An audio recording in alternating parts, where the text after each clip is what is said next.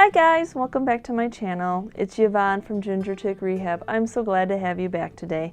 And if you're new here and visiting my channel for the first time, welcome. I do lots of DIYs, trash to treasure, furniture flips with my husband Chris, and thrifting adventures to fit into the farmhouse decor. So in today's video is a furniture flip. So this is my husband Chris. He does most of the furniture items. I do most of the small items. So he is taking some of the thrifted furniture pieces. You know, not always do we do a china hutch, or not always do we do a dresser. Sometimes there's just, you know, those little things that you see in a thrift store, little furniture pieces, you know, that are just a nice addition to your, you know, your furniture in your home. So I like to pick those all up also. You know, they're usually in dire need of an update, and so I am very happy to do so. So I am very happy to pick them up and have my husband Chris make them over. So this is what today's video is all about. He's just going to show you the process of how he updated them, and if there was anything that needed to be fixed, how he fixed them, and how he painted them to fit them into our retail booth. We sell in an antique mall in the craft side because we paint up furniture. So keep in mind when you're watching this video, it's because we resell, but we also want to share with you the how-tos if this is something that you want to do yourself, or if this is something that you have one of these pieces laying around that you have kind of tucked back, and maybe it needs a little bit of an update, or it needs a little bit of fixing, or you just want to give it to new life and fit into your new decor. So here's our odds and end pieces. First we have this very nice coat rack, though it's got some wonkiness. I absolutely love the details, and I knew that it would just dress really pretty. As you see, it the top is kind of free flowing there. And then here's this stool. This is a nice, tall, heavy, kind of a beast as stool goes, but it could, you know, it's very sturdy, but it could use a good sanding. And I think this little box is probably supposed to be a toy box, but you can use it for whatever you want once we get it painted up. I love that it had hinges, that it stayed open, and I loved all that fluted, I'm going to call fluted scalloped edges on it. And then along with this beautiful table, I just loved the legs of this table. I love the detail of the piece. I love that it had a little drawer, and it's so cute, so curved, just an absolutely beautiful piece. And then this bench, I know this is probably supposed to be one of those teak benches that are outside, but I could totally envision this in somebody's entryway or somebody's mudroom to take your shoes off. So the first thing Chris needed to figure out was, can he take this hall tree, this little, you know, can we take it apart? Well, no, I don't know how they put it together. It was, you know, other than breaking it and having to clamp it and reglue it, we couldn't really get to where it had to have some type of a screw in there. So see how that top is just, we took as much of a part that we could, so he's just going to use the CA glue on it, which is a wonderful glue. You know, it's made for woodworking, and so he's just going to get it in between those areas on that top where it is free flowing, and then put a little dab in there on each of the sides, kind of work it in there so it gets all the way to the center, and then use the dryer, the spray, which makes it an instant dry. So as you see on the top of this table, there's, of course, there again, thrifted furniture always has wonkiness. So some of this veneer is coming up. You know, it's just that age where they, you know, did that laminate veneer stuff on top of a lot of things. But, you know, it takes a lot of work, and for what you'll resell it for, you know, is it worth trying to peel all that off? So what he's going to do is he's going to lift the spots as much as he can, and then get some glue underneath there, and then really clamp it off and let it give a good seal overnight, and then go back in with an orbital sander and sand it as smooth as he can. You know, this is that part of thrifted furniture, and that perfectly imperfect. You know, not everything has to be pristine, perfect. You know, it's the character of old pieces. And then after it dried overnight, you know, let glue do what glue does and let it completely dry. And now he's just going to take that orbital sander and sand it as smooth as he can possibly get it.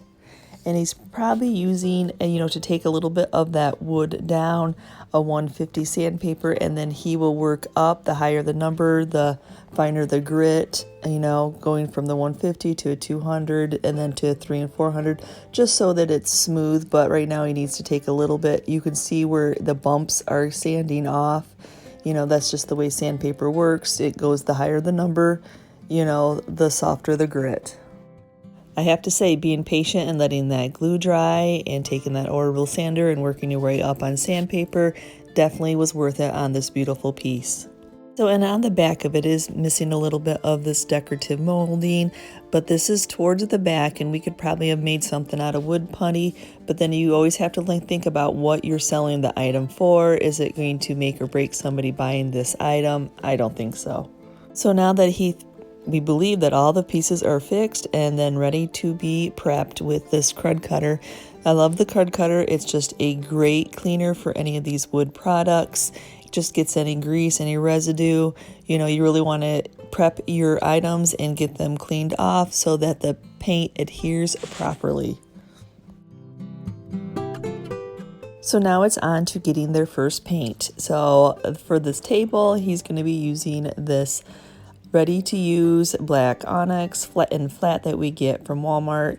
And now he's kind of learned a trick, since we distress furniture, he's just going to paint the edges of the piece with the black, just so when we go to sand it and distress, where we want to see those three colors playing on each other of the natural wood and some of the black and the white when we distress the piece, that's why he's just going to be doing the corners.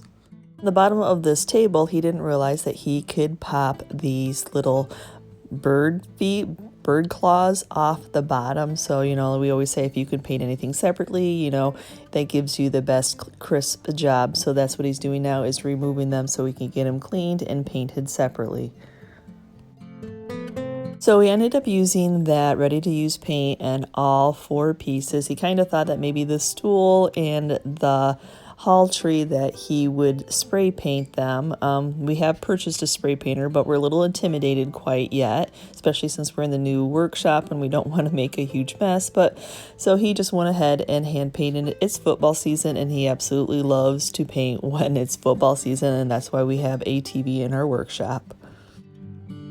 So now when it comes to those little hardware from that little table, he's just going to clean the pieces off with KRUD cutter. Those are just cute little feet and a little pole on the drawer, so just get them prepped and ready for them to be able to accept their paint. It's just as important to clean these pieces as it is the pieces of furniture that are wood. So then he's just using the Rust-Oleum paint and primer in the flat black. I absolutely love this to spray our metal pieces, so that's what he's going to use for this hardware. And then to put a protective coat on that hardware, just some polycrylic. Just, you know, it just helps seal that Rust-Oleum paint in, and like I said, it's just a nice top coat. Now he's on to painting some of the pieces white, and we love this Kills paint and primer in flat white, right off the shelf at Walmart, 20 bucks a gallon. Absolutely love this color of white. I can't say enough about this product, how smooth it is to go on. And when it comes to painting white, you know, we like to do thin coats because we like to sand to distress on the edges, so 3 to 4 coats to cover. One of the questions I get a lot in my comments or messaged is about bleed through. And so that you don't waste paint, this table, as you can see, it yellowed, it bleed through, and we're going to be using this shellac that will seal that in, and it takes, you know, a couple coats. But we prefer to start painting the piece white first before we do that. The black does not prevent the bleed through at all. The black has nothing to do about bleed through. It has everything to do about the distressing of the piece. So I would just wait so you don't waste the shellac, and spray paint it after you put your first coat of white. And then after that's dry, you know, go on and start painting again. And then you can, if you paint again and it turns, then you put another coat on. You just kind of keep repeating it until that coat that you put on no longer yellows. And in case some of you don't know, maybe you're not noticing on camera what bleed through is, now you can really see it. See that crisp white that we are painting, that the stains that they used to use, or the sealants, I'm not really sure. I'm not a refinisher. We paint furniture. So you can see how it just, that product that they use just soaks right through all that paint that we've already put on this piece. And then that shellac just seals it right in, so you can paint the piece and get that crisp white that you're looking for. So now for this bench and this stool, they are going to get a coat or two of the polycrylic. It only takes one coat to do what we're doing to these. That polycrylic spreads very nice, and I find it to be pretty self-leveling. And so what we're doing here is sealing in that black paint so that we go to sand it and distress the edges of the piece and make it nice and smooth, that we are not like getting a white chalky mess from trying to sand black paint. Then after that polycrylic has completely dried, Chris is going in with some sandpaper on the edges of this piece to like a 220, trying to get down to that natural wood and some of that stain of the teak, just so when, we wax it, the finished product, that just makes it pop. It just is nice. We like distressing pieces because it just shows the detail off. And the other nice thing about distressing pieces is, when you have this crisp paint job and you're moving furniture from your vehicle to another room, or a kid slits on it, or you have this in an entryway and somebody throws a shoe or what have you, it is already a distressed piece. You're just adding more character. I know I get questions like that too. Why do you always distress? This is why. And then now to smooth out the entire piece and give that wax something to grab onto, he is just taking a fine grit, and ours is 001. I had a couple questions about that also. And only on the black furniture, do not use steel wool on white furniture because it will leave a gray mess. And I absolutely love how this little stool just distressed, and I absolutely love how this bench distressed also. Like I said, it's just adding character if anything happens to it. And who would ever have thought that this Waverly Antiquing Wax would be just the most wonderful product out there right now? If you're new to my channel, we started doing this, and I know there's other people that use this also, and is now a product that during what's going on in the world is hard to get. So he's just taking a piece of drop cloth. I reupholster with drop cloth. I save all my rags, and cut them into chunks like this so we can do this, so we can just throw it away. So it's just a wipe on, see, and it just gets into that natural wood and just richens up that black. And then you just apply it on and then take another cloth and wipe any excess off. And I'm so glad. I don't think I said the price that I paid for this little table. I think it was $5 at a Goodwill. They probably saw the water damage on the top. And for all the work that Chris is going to be putting in this piece to show off all this beautiful detail. And I have to say, I'm glad that football is back on, and so that he can sand at this piece and watch his favorite sport. Because this piece had a ton of detail that needed to be popped out. So what he's doing is he's taking a 220 sandpaper, and then he's hitting the sharp edges to pop all this detail. And all the way up the stem of that table was a ton of detail that was absolutely gorgeous. So it probably took him just as long to get all the detail to pop as it did to paint this piece. And then to seal this white paint in and protect that white paint, he is using the Varathane finishing wax, and we get this at Home Depot. That's another question that I get a lot. I can't find it on Amazon. The only place that we can find it on is our local Home Depot, and this is a wipe on and then wipe off. And then when it comes to a table or top of a dresser or anything like that, we let it completely dry, and then we do a second coat just for an extra protection on the piece. Now he's just replacing that hardware, and I'm not really sure if I like these feet in black, but you know what? He's the furniture person, and I'm not going to critique. And I always think if it's one of those things that doesn't sell or break the piece, you just repaint it. but you know, that's how the painting world goes of furniture. But I do love that little added detail on the bottom of this table. But I definitely know that I love the pop of black on this hardware on this cute little rounded drawer. So I can't wait until we have a pallet wall in our shop so I can display these furniture pieces a little bit better. I know this coat rack is definitely hard to see against this garage door, but it absolutely turned out beautiful. I love how it distressed, and all the pieces and parts are nice and tight now. And you can give me your opinion on those feet. It hasn't made its way into our booth yet. Should we paint them, leave them black? Do they match with the hardware on this cute little drawer? I absolutely love this vintage table and the imperfectly perfect of it. It just, how we flattened that top out is beautiful. I toyed with putting some green sack stripes on here or maybe a word, but once we got it distressed and it showed all those details, you know, it might have been a little too much, but I absolutely love the size of this. This is just a perfect storage, you know, in a bedroom, extra storage, or, you know, for your blankets or sweatshirts or sweaters, or even in a area where you have a mud room so you can put your hats and mittens in.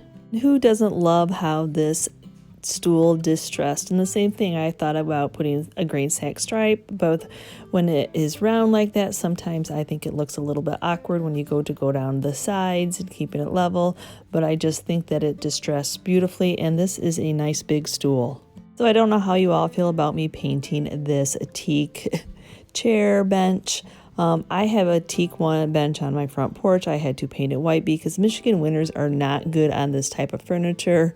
So I did not have any remorse painting this piece of furniture and distressing it. I absolutely think that it turned out beautiful.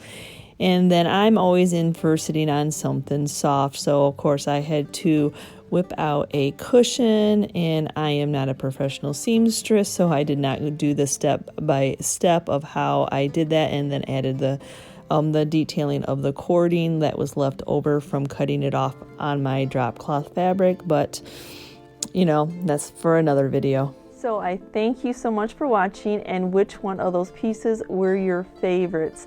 I absolutely love them all, and little did I know how needy that table was.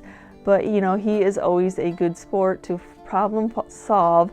You know, we all probably have pieces, or have seen pieces, or know people that have pieces that have some type of damage, and you're like, hey, I can share that with you. I now know how to fix that, or at least make it look better. So I thank you again for watching today's video, and if you're part of my YouTube family, thank you so much. And if you'd like to become part of my YouTube family, just hit that subscribe button, and as always, don't forget to hit that notification bell for when I'm uploading a new video, and a like, so that lets YouTube know that you like our kind of content.